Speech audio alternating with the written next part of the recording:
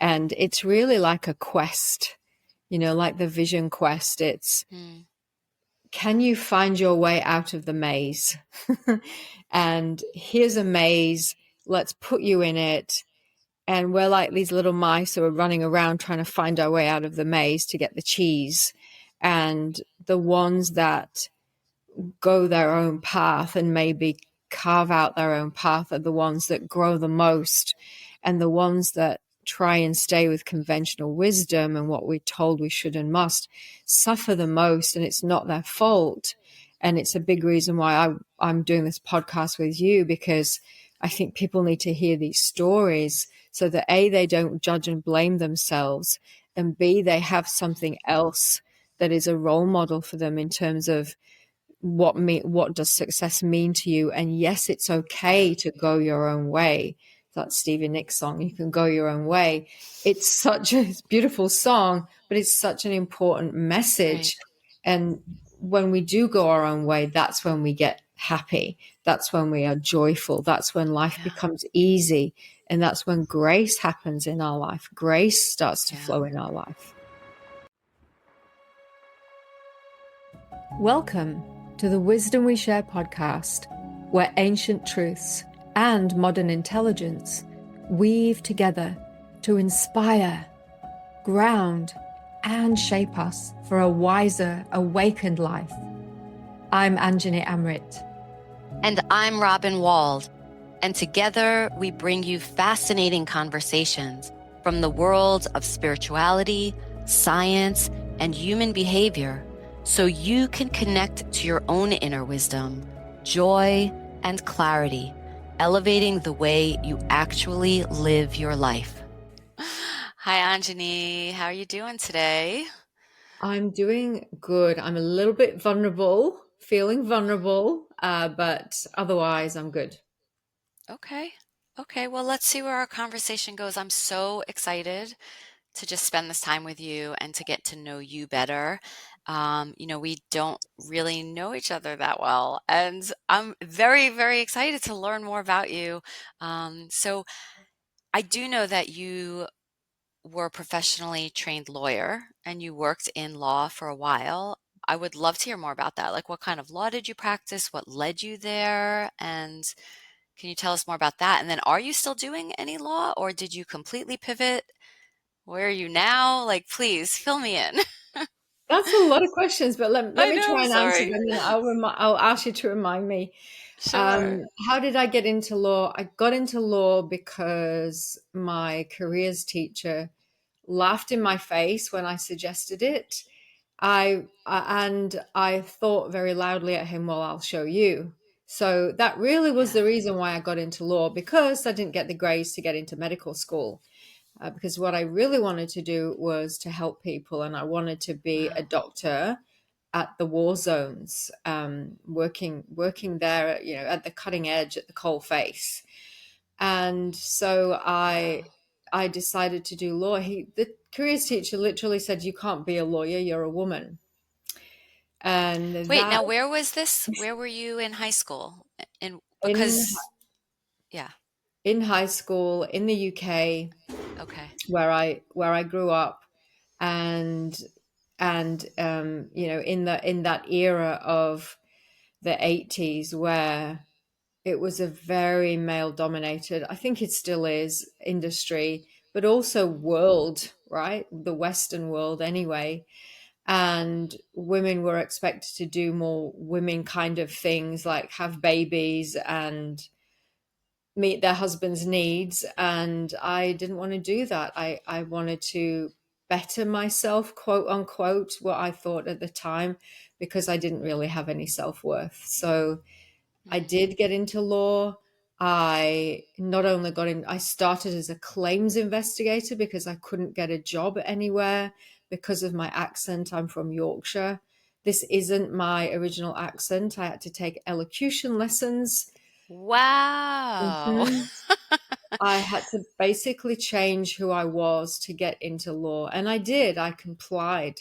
I complied with everything. And well, except the decision to be a little bit of an FU to the, like, you can't do this. So don't tell me what I can't do. I'll prove you otherwise, and I will do this. It sounded like you actually were on a mission to like succeed at something that maybe the odds were not necessarily in your favor. Yeah, 100%. You're right. I never thought of it like that because I even had to beg to get into law school. I literally had to beg Mm, the dean because he said to me, "Oh, your grades aren't really great, and we're already full, but we've got one person that's dropped out, and so I'm going to let you in, but you will have to prove yourself." So every step of the way, I've had to prove myself, had to prove myself, and I mm, did because I ended up in the top circle law firms in the world. So the top three law firms, I ended up working there from being a claims investigator, wow. working for Wow. British Coal. I clawed my way up to the top, and I did it for 16 years, corporate mergers and acquisitions. And then later in my career, I moved into entertainment as law as well. So I specialize in entertainment law, and and and that's unheard of as well. Usually if you go into one area of It's hard law, to switch track to yeah, the you other. typically don't. And so, Yeah. but I did. So I succeeded kind of in two careers, in a very male dominated office space where the partners would walk past me in the corridor and literally ignore me, like Mm. literally as if I wasn't there.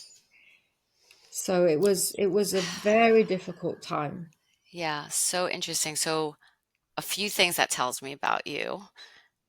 First, you're no pushover. And when you set your mind to something and you want to succeed, you're going to pull out all the stops and make sure that you prove yourself again and again and again and succeed. I'm also curious though, besides the success and besides the accomplishment, which you really accomplished something extraordinary, right? So that's great. Did it make you happy? Was it fulfilling?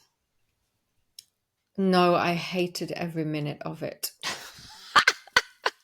I did. I hated every minute of it. Wow. There was no joy Yeah. at all. It No. ate me up from the inside out and Wow. it destroyed me. I used to say to myself when I was going into this super flash building in Sydney, so I practiced in England and then I emigrated to Mhm. Sydney in 2000, yeah, when the Olympics were on.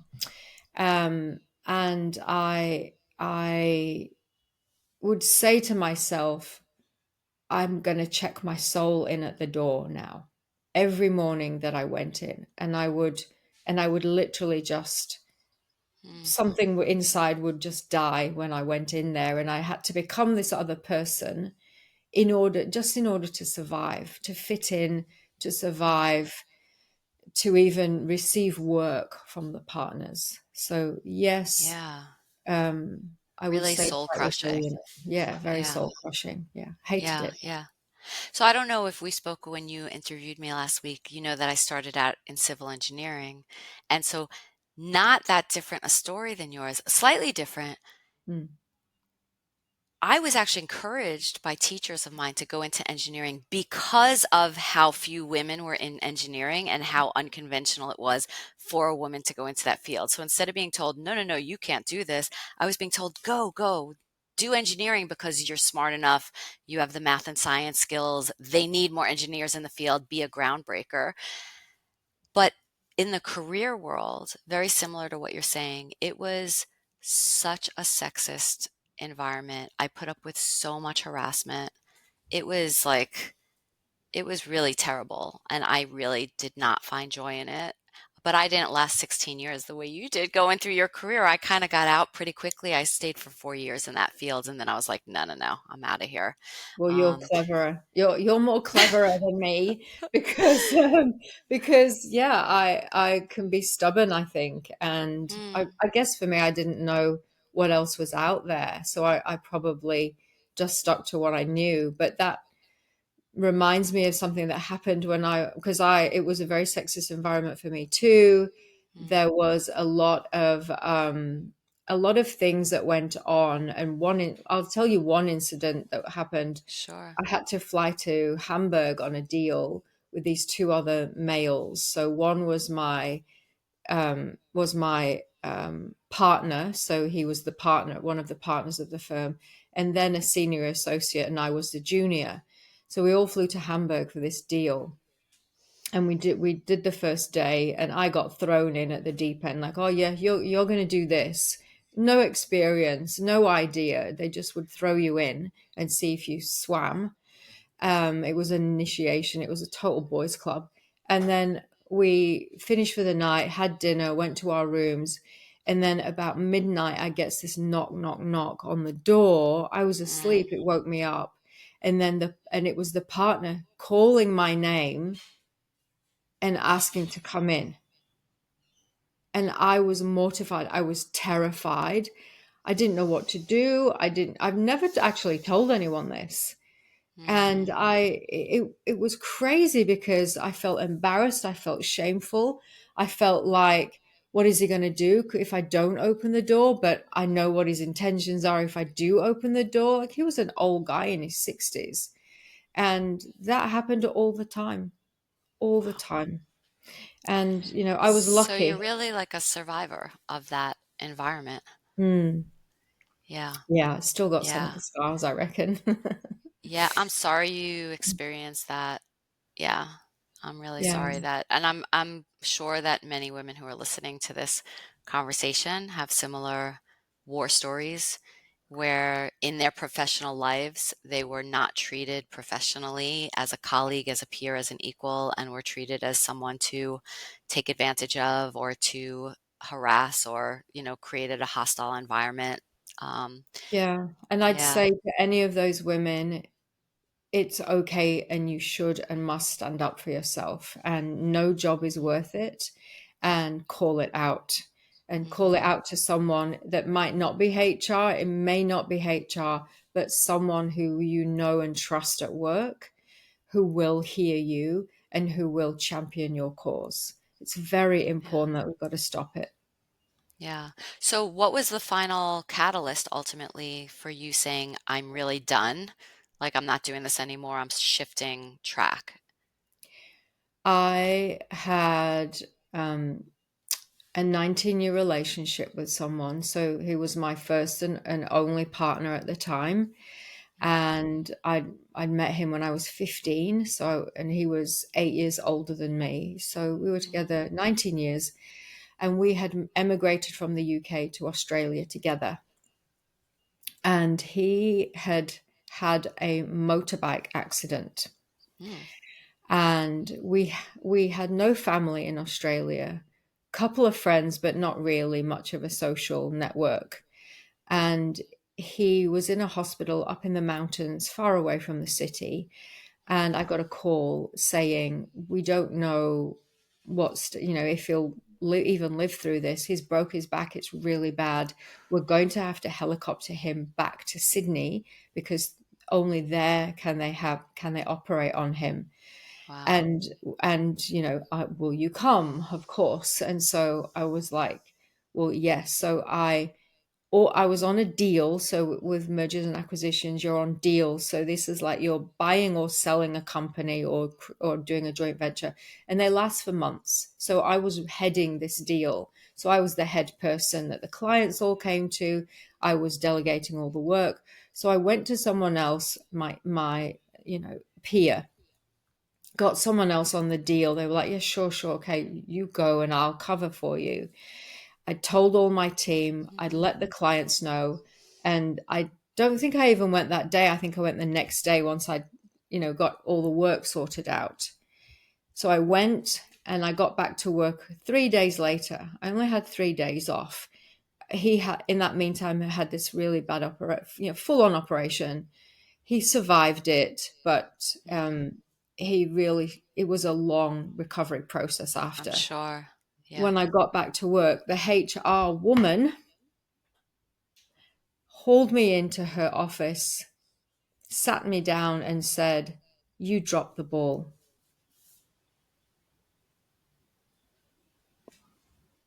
Yeah. And So that was it. zero compassion. really just a lack of any humanity or empathy or understanding of the situation. Yeah.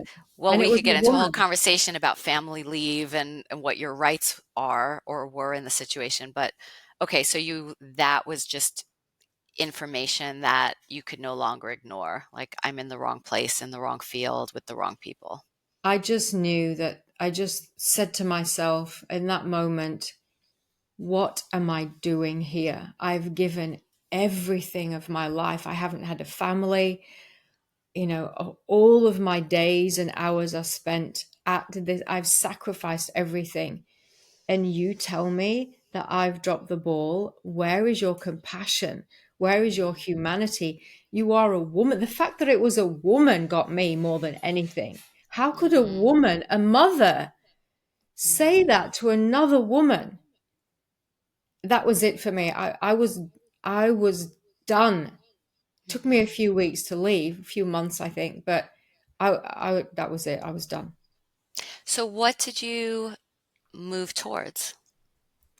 Well, simultaneously at around the same time, I had been getting involved in some meditation, and this was way before even yoga was a thing in work, at work, or even in the West. And I had done a meditation class or two, and that was really helping me start to find some stability and really settle. I chronic anxiety, chronic Mm, panic attacks, and I was finding it very, very helpful. And at the time, I didn't realize it, but I'd found my first spiritual teacher, and he was running the meditation classes, and he had a guru that eventually became my guru, even though I had no idea about gurus and wasn't looking for one. And, that was all a bit woo woo for me. But that energy was starting to flow to me during yeah, that very tumultuous time. And yeah. so I ended up making some would call it rash decision, some would call it crazy. But there was a retreat coming up to India. And I just knew every fiber of my being was saying to me, you have to go. And it made no logical sense. It was very irrational, not anything I'd ever done before. I was a lawyer, for goodness sake. I put my house on the market, I quit my job, and I went to India, not knowing How what old were to you expect. at this point? I was in my mid 40s. Okay. So the astrologer in me is like, wow, I think must have been your Uranus opposition. It, it was.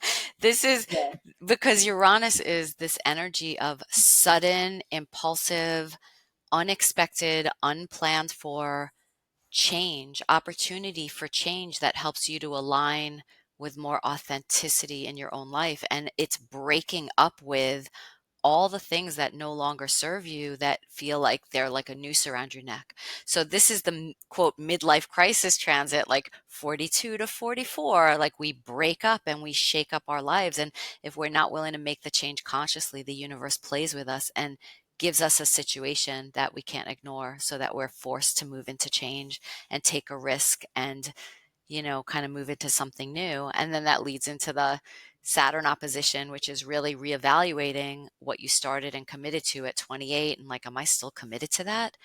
I don't know if I'm willing to put in another 14, 15 years of effort and energy and time and, sweat and tears for this. I need to do something different. What's next? So I love that the universe came along at that time and was like, Anjani, we're here to support you. Go to India, find your guru. Yeah. And so Yeah. tell me how that turned out because I know you through a mutual friend of ours as a spiritual person. We connected over spirituality. I didn't even really know any of your, corporate and legal and all of this other stuff. I know you as someone who is yogic and bringing consciousness into the world. So, how did that trip to India change you? It was entirely transformative for me. I remember leaving the airport, got out of the airport, and as soon as I stood on Indian soil, my legs literally buckled. I dropped to the ground sobbing. I'm not going to cry. I Oh. dropped to the ground sobbing, and Yeah. all that was playing in my head was, I'm home, I'm home, I'm Mm. home. And it made no sense to me. I was like, what is going on here? But I was home, and I knew it. My soul was home. And it everything that was missing in my life was there. Everything, Wow. all the answers to all the questions I had about life. Why are we here? What is my Yeah. purpose? It was all answered in India. and Wow. and it was such a game changer, and it just blew my mind. It was so different, so foreign. I didn't really know any of the culture, but it felt more real and more authentic to me than any of my entire life up till Mm. then. So yeah, it was a big game changer. It led me on to then studying. I became a yoga teacher. I studied Ayurvedic medicine. I studied it in Australia and then went to India and studied it, trained in Mm. both Australia and India. I'm studying Jyotish astrology now. Mm. So anything Eastern to me is wisdom. It's Yeah. wisdom, and it's ancient, and it's unchangeable. That's wisdom, when it's something that's unchangeable. And I loved it. I remember studying Ayurveda, and Sanskrit, and it was if I'd already studied it. Whereas when I studied law, it was like trudging through quicksand. I couldn't Mm. remember cases, and it was really difficult. With Ayurveda, That's I fascinating. yeah, it's Yeah. like I knew it, and I remembered it from another life. That's Yeah. what I realized, Yeah. and I just loved every minute of it. I started applying it for my own life. I got healthy. I cured my irritable bowel syndrome. I cured my anxiety and panic attacks. I became happy. I became healthy. I found my purpose. I found my calling, and I just became joyous and joyful. That's what happened. I love this so much because when clients come to me for coaching, I often find that their definition of success doesn't always mesh with or include joy, which is why I said about your law career, wow, you achieved a lot of success, but were you joyful? And there was no joy in that. And now you're really redefining that, wow, there was so much joy in this. It was so natural. It was so easy. It felt right. It felt like home, and there was no sludging through anything.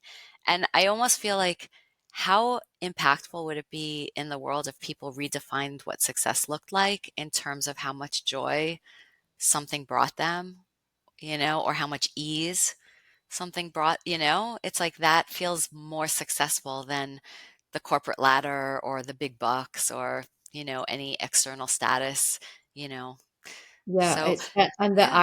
the irony with that is that once you follow that joy, and once you are fulfilled, what happens is the money and the success flows Mm, naturally. You don't have to think about it.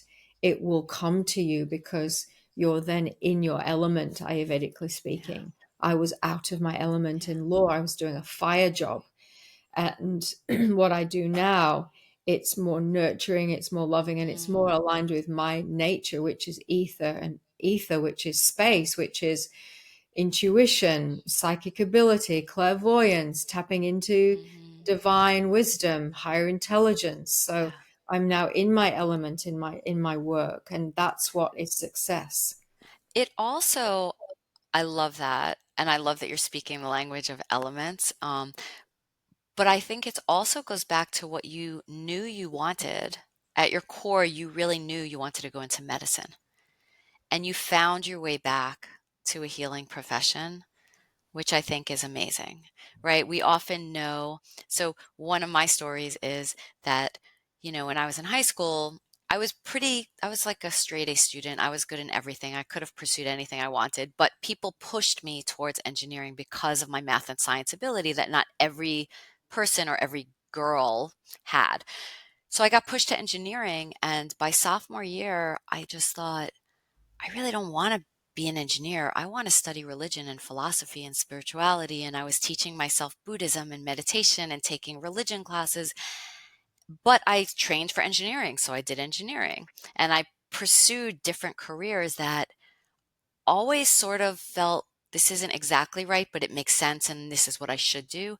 And ultimately, it all brought me back to spirituality and mysticism and religion. And that's what I do. So I think there's, again, this inner knowing, this inner wisdom, which is so much of what our podcast is about, right? How do we really listen for our own inner knowing and truth and trust it enough to follow it instead of kind of dismissing it and ignoring it and listening to external louder voices, because you came back to a healing profession in medicine and I came back to religion and spirituality, but the route to get there, and maybe that's part of the journey too, we have to sort of try what doesn't work for a while and have some upsets to kind of like redirect us, you know.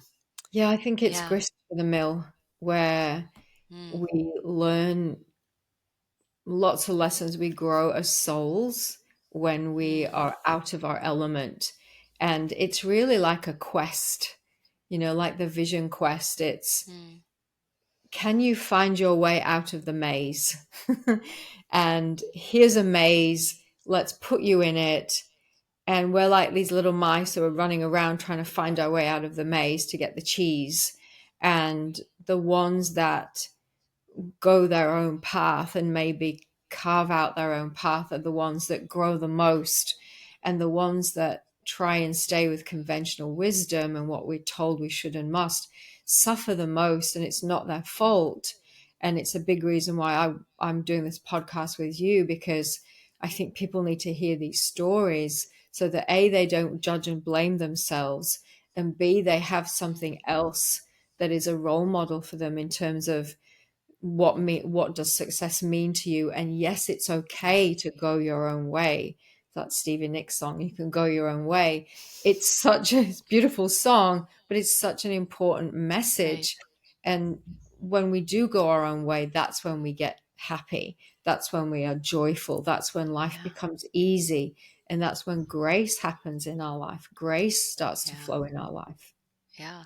And from a spiritual perspective, this idea that we're all born with a certain curriculum or dharma or natural attunements, or like, what is my purpose for being born?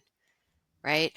I was born at a specific time and place into a specific environment with certain gifts and skills. Like, why? What's that for? And I think that the more we align with what's natural and right and home for us, and the joy is like, you know, kind of this validation of like, oh yes, this is the right path. This feels my calling, right? Um, then we can actually serve. Our soul came here to serve for some purpose. And when we just stay with conventional ideas of success, or what everybody else thinks we should be doing or thinks we should prioritize and value, it's really at a disservice, not just to ourselves personally and our soul in our own life, but to the whole of humanity, because then we're not fulfilling the purpose we came here for in our piece of, our thread of fabric in the whole tapestry, you know? So I love this. So tell me about, like, right now where you find yourself. What's important to you in this moment? What are you working on? Working on this podcast, which is very important to me. I'm Yeah. also working on my charity. So I've been Mm, mentoring marginalized, disadvantaged women, women from domestic violent backgrounds. I'm from a family of domestic violence myself. I grew up in one. And without any judgment to my parents, because my parents simply inherited that from their parents and their parents and their parents, so it goes into generational. But what I learned from that whole experience, which was very trauma inducing for me, which led me to have to do a lot of self development mhm, and trauma healing myself, was that um, people need help.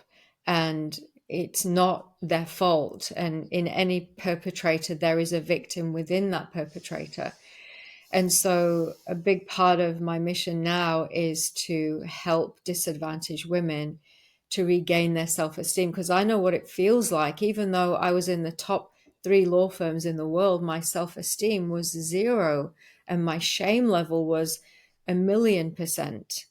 And so this is what happens when we're in domestic violent environments, Yeah. or when we haven't had the opportunities that a lot of the Western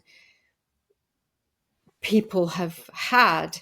Is that, I'm from an immigrant family as well, and I haven't had a silver spoon in my mouth. I didn't have anyone saying to me, "You can do it." I had no one really to raise me and put me on the right path. I had to kind of find that out myself. My grandma was a big role model for me. She was big in service. She was a nurse.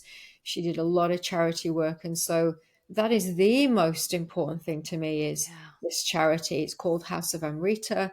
And I've been bootstrapping it myself for a long time. And I'm formalizing it now, where we're going to be having mentorship and scholarship programs for these women, to mentor them, to help them build their self-worth, regain their self-esteem, so that they can start to contribute to their own lives and then back into society, because women are the glue of society. That's why we're getting so unstuck these days. And then from there, it's working with corporate organizations. So getting women in corporate positions to then mentor our mentees. And it's a two-way win-win, because the corporate women, when they've mentored someone, they get to feel really good about Of themselves, and they course. get to see it really changes their perspective on what they want out of their careers.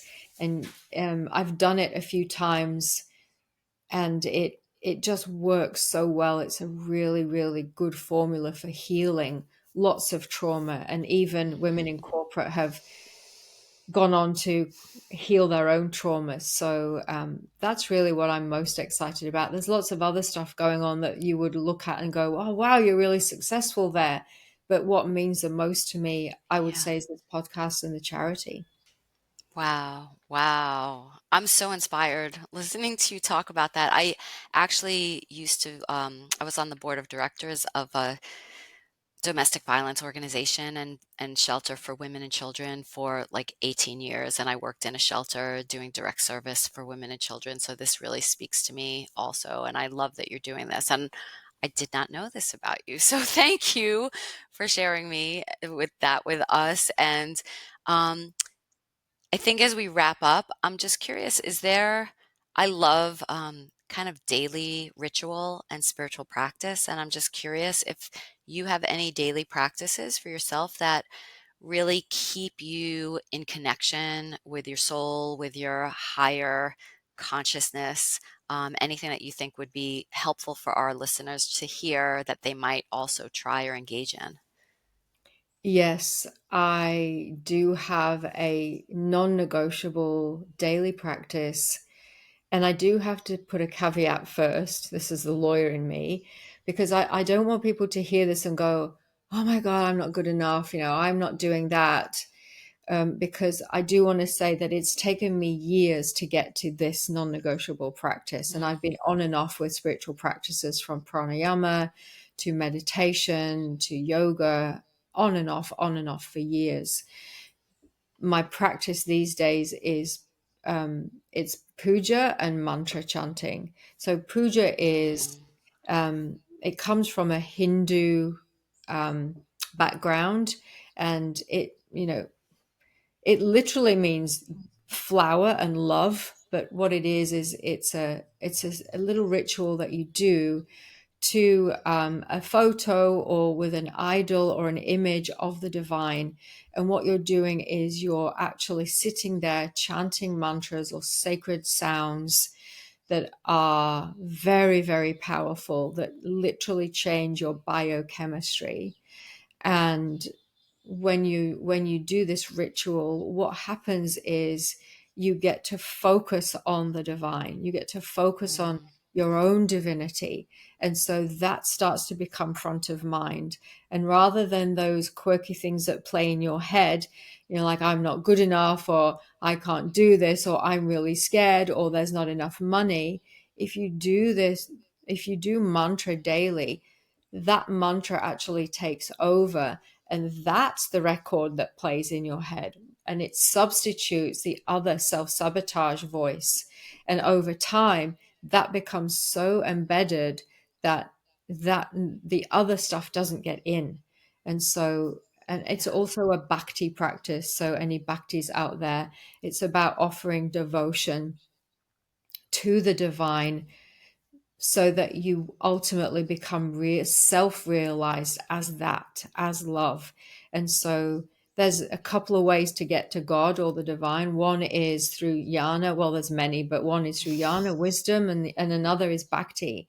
And so I follow the bhakti path of devotion and offered love and devotion to my guru, to Narayani. And through that love, I get to receive the awakening consciousness. So it's Wow. a win-win. And often people think, oh, you're giving your power away, but it's actually about discovering your true nature, yourself. It's an inward discovery, if that makes sense. It makes absolute sense, and I am really looking forward to future conversations between us and with guests on the show and with experts we bring in to really understand their spiritual practices and to go deeper into bhakti practice and what that might look like for someone who's just beginning to learn to have some kind of devotional practice that opens their heart and, elevates their vibration in those ways. So thanks for sharing that. Yeah, my Um, pleasure. You can just yeah. start with Om. Very simple. That's a mantra, Om. Everyone knows Om. And that's a great way to start. It's how I started. Amazing. Amazing. Well, I loved this conversation and I did learn so much about you and you really inspire me. And I think it's obvious to me like what a beautiful soul you have and that you really just want to bring healing, into this world and to help and support people. And I think, as we continue on in this podcast and as we meet new people, I know that you're going to bring that energy and it's going to really benefit everyone. So it's beautiful. Thank you. Thank you. Thank you for tuning in to the Wisdom We Share podcast. We hope today's episode sparked some new insight, imagination, and practical tools you can integrate into your daily life. Continue this journey with us by subscribing, sharing, and dropping us a review. If you want to appear as an expert or guest on our show, check out the links in the notes. Until next time, stay wise.